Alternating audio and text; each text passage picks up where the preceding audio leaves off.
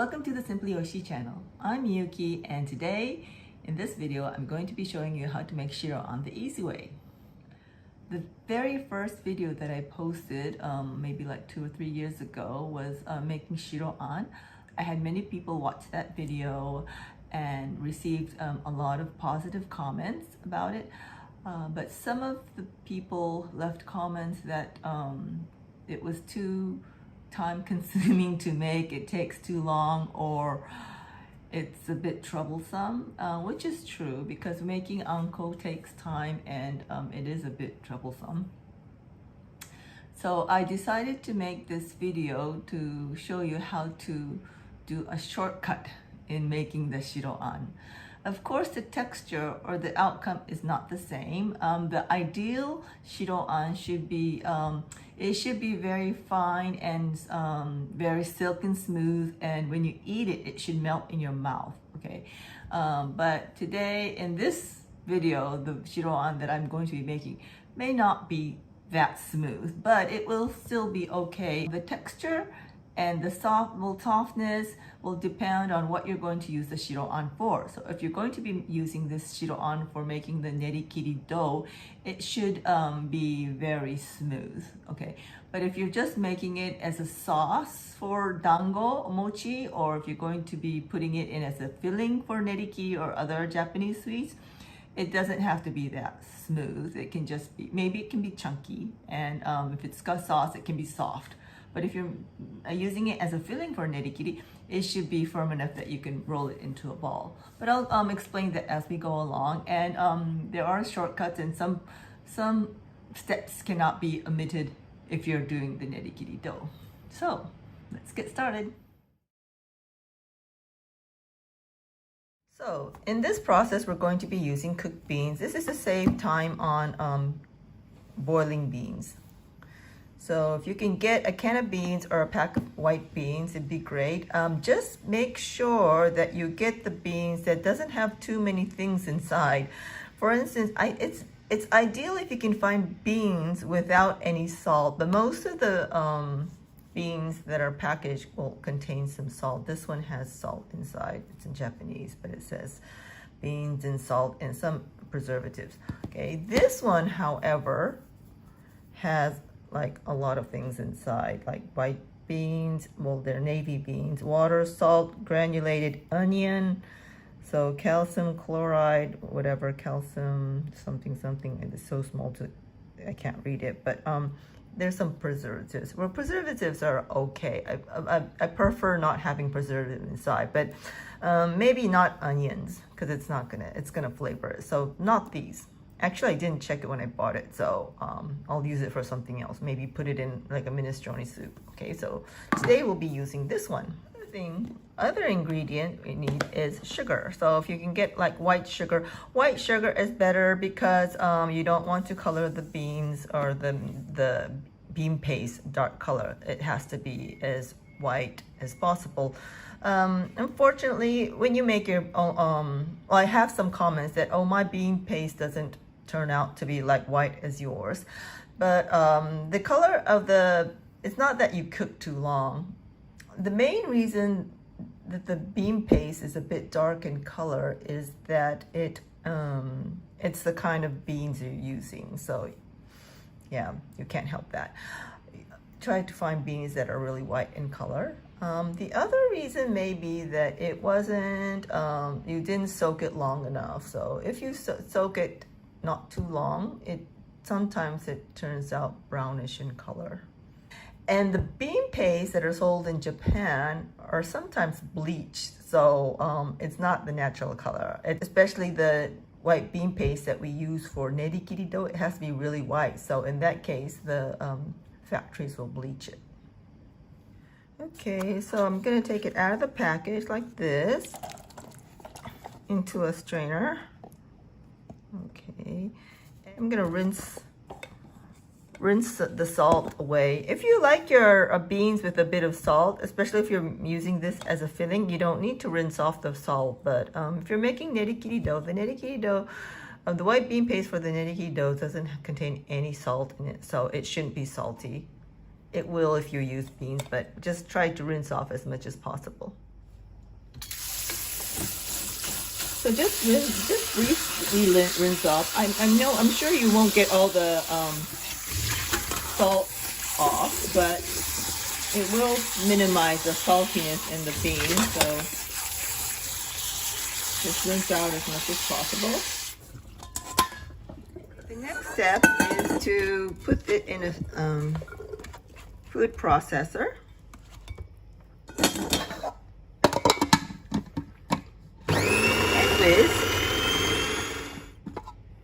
Okay, so it's pretty much mashed, and what you can do is you can add sugar and just heat it on the stovetop until you get the texture or the softness you need, and that's it. So as you can see, it was quite simple. But if you want to go one step further, what you can do is you can strain this. And if you want to make nerikiri dough, you need to strain it. You can't make the dough like this. But if you're using it as a filling or a sauce, it's okay to have like a little bit of bits in this paste. So what you want to do is take what you've pureed. Actually, if you're going to like strain it, if you know you're going to strain it, you don't need to puree it. You can just strain it. You can put the cooked bean in it and strain it right straight away in the strainer. Okay. In my other video, I used two kinds of strainer: the coarse strainer and the fine strainer. If you have both, you can do both. But if you only have like one strainer or a sieve like this, you can just use whatever you have. So I'm doing the easy method. So I'm just gonna use a normal strainer, okay, like this. Okay, you can use water like this to help push through. And the idea is to just get the skin off. And some white beans would have a really tough skin. In that case, remove the skin before you strain or before you put it in the food processor. Okay. Okay, as you can see, the skins are left. Don't throw that away because that's where the bean paste is. So don't throw that away. Just push out as much as possible. If you need to use more water, you can, but in that case, just make sure it doesn't spill. Okay, so I think that skin is almost removed. Okay, so now you can see that after about 3 or 4 minutes, the bean paste has sunken down. Then you want to slowly discard the water on the top. Be careful not to drain the bean paste. Okay, so now we've separated the top part and the bottom part. Okay, I'm gonna throw this away. Okay, that's fresh water. I'm gonna put that in there. I know that some of you who are watching are saying, oh, that's no shortcut, it's also troublesome. So in that case, you can skip this part. Like I said, you can just, after you put it, you puree in the food processor, you can just heat it together with sugar to make the bean paste if you want to make a filling. But I'm just showing you how to make a really smooth koshi-an, the smooth type that you can use in the nerikiri dough, making the nerikiri dough. Okay. But this is to remove some of the starch and try to get that melt in your mouth texture. Okay. So just mix it up and wait for a couple of minutes. Okay, so again, the bean paste has sunken down, so I'm just removing the water on the top. I'm just gonna do it twice this time since I said it's going to be the easy version, but if you have time, you can do it 3 times or until it's like not transparent, translucent. We say like a surigaras. Surigaras is those, those translucent windows that we have. And then we're going to strain this. Put a sturdy cotton cloth over it. Well, anyways, what you need to do is you need to pour everything in there.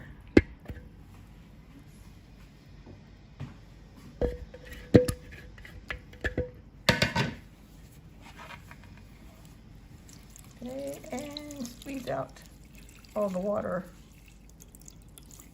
So like I said, if you don't want to go through all this trouble, just don't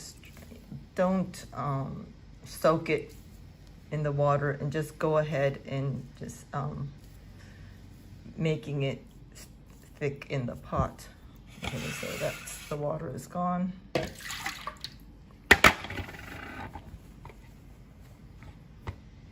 See, so this is nama-an.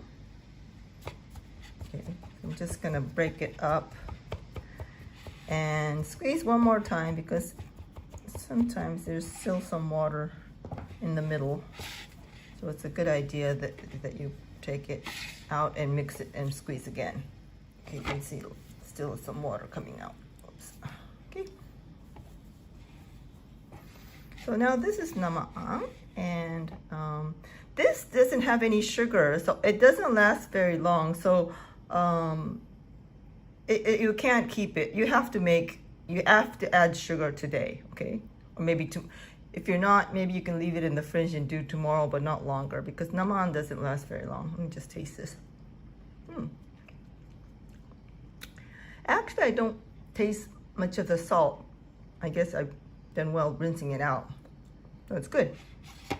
Okay, so what we're going to do is measure the nama-an. Okay, let's measure this. The reason why we're measuring it is that I want to determine how much sugar should go into this. Usually it's between 60 to 80% of the weight of the nama-an. Also depends on how hard you squeeze it. But this is like 105 grams. So I would put in, maybe, I don't want to make it too sweet, and most people don't want to make it too sweet. So I'll just put maybe like 60 grams inside, okay? You can put less if you prefer to make it not so sweet, but just keep in mind that if you don't put too much sugar inside, it doesn't keep it, because sugar is like a preservative. So if you don't put a lot of sugar inside, please consume it within a couple of days or freeze it. Okay? And also, sugar does kind of determine the texture of the bean paste. So if you don't add too much sugar, it might have some effect on the taste, or maybe the glossiness or the texture. Okay? So then we go on to cooking it on the stove.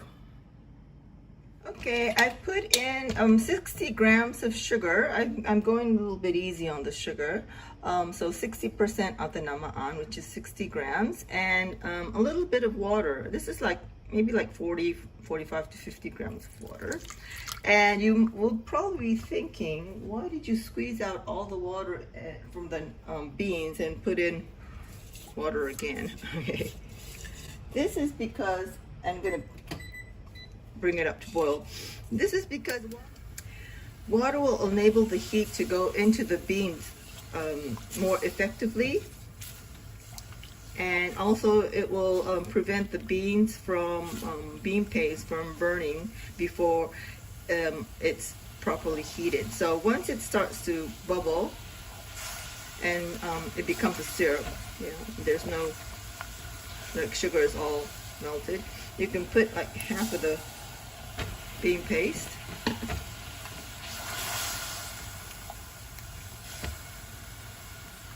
And mix it until it's totally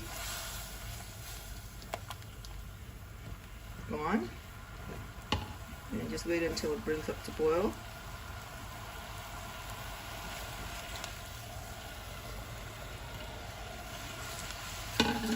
And then you put rest of the bean paste inside. And from here, you want to use highest heat setting that it doesn't burn. Okay, so if it's starting to burn, you can turn down the heat a bit, but don't do it in like low heat.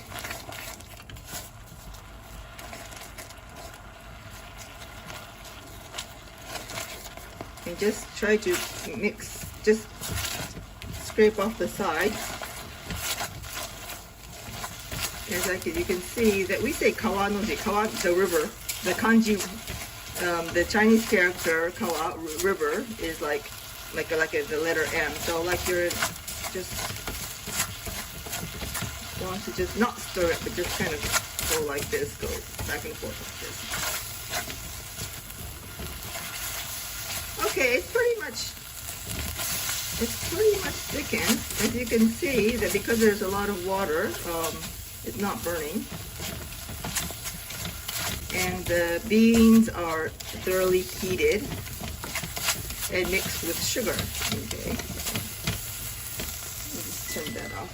Okay, so when you kind of drop it, oops, it still doesn't form. It's kind of blocked, so maybe I'll do a little bit longer.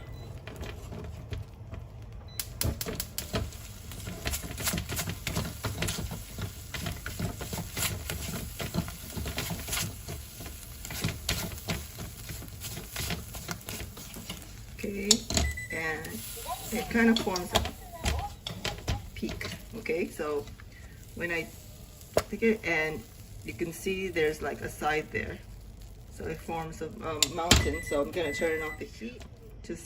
You want to just spread it along the side of the pot, and this will loosen up all the dried and crystallized bean paste. Okay, like this, and just leave it for just a little bit and then take it off. So then you won't waste the bean paste that are stuck on the side. Okay, so that's done. And then you just put it in heaps. So like I said, this is the same process when you're not straining the beans. Okay, so you do the same thing, and it's not going to be, if you haven't strained it, it will be more chunkier. Don't cool the beans in one big lump, okay, because the inside will be heated and it will turn like yellowish in color. So make sure that it's like you have it in little small portions. Just taste this. Not bad. It's a little bit stronger in flavor because it has the salt inside, and because of the kind of the beans is not that white, but not bad. So once it's cool, it's the same as the other uncle. You just tightly wrap it in cling film, plastic wrap or saran wrap, and keep it in the refrigerator for up to a week. And if you want to keep it for longer, you can put that in a Ziploc bag and put it in the freezer for up to 1 month. Okay. So this is a shiroan that I've made. It's a bit firm. It's suitable because I try to make it, because all the time I make it shiroan for making nerikiri. So it's a bit firm. This is like, this firmness is just nice for making the nerikiri dough, and also for the filling. Okay, so the filling, what you do is just roll it into a ball and it forms a ball. Some bean paste, if you buy it in a store, maybe like red bean paste, not just white bean paste, may be too soft to roll it in a ball. In that case, what you can do is you can just use paper towel and dab it between a paper towel to remove some water. Then it will become firm again. Of course, if you want to do a lot, you can just put it in the microwave oven to remove some of the water, or you can just net it in the pot to remove some of the water. If you want to make like a soft white bean paste, like I said, soft white bean paste for like dorayaki or the dango sauce, in that case you can cook it for a shorter time. Okay. So this one is a bit thick, firm type. And of course, if you're using it as a filling or if you're using it as a sauce, you don't need to strain it actually. You can just puree it, or you can just mash it. Just make sure that if the skin is too tough, remove the skin before you do that.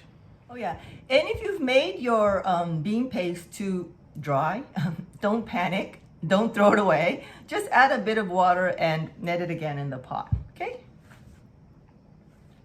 And oh yeah, and the other thing is that if your bean paste is too soft, like I said, you can just dab it between a paper towel, or you can just put it back in the pot and knead it again, or you can just put it in the microwave for about a minute, depending on how strong the microwave oven is to just remove the water. So yeah, it's quite flexible. So don't throw it away unless you've burned it. Try not to burn it, because if you burn it, it will taste like burnt uncle. So yes, but of course, don't be too scared, because you need to use really high heat to make a really good uncle. Don't just like do it on simmer because you're afraid that you're going to burn it. It's not going to taste good, okay? If you have any questions or comments, please leave it in the comment section below. Okay, thank you. Okay. So I hope you enjoyed my video. If you liked the video, please give it a thumbs up. I really appreciate all your kind comments and your support. So I have one video that I want to bring out, which is about the Kappabashi kitchen street tour in Japan, in Tokyo, but I really haven't had the time to edit it, but I promise I'll get it out by the end of this year. So please subscribe to my channel, and I hope to see you again next time soon. And if you'd like to follow me on Instagram or Facebook, I have the link in the description below. So if you want to see my other works, what I'm doing usually, please follow my SNS. And if you're ever coming to Japan, please visit my cooking class, and I also do online classes too. So yeah, hope to see you again. So until next time, bye-bye.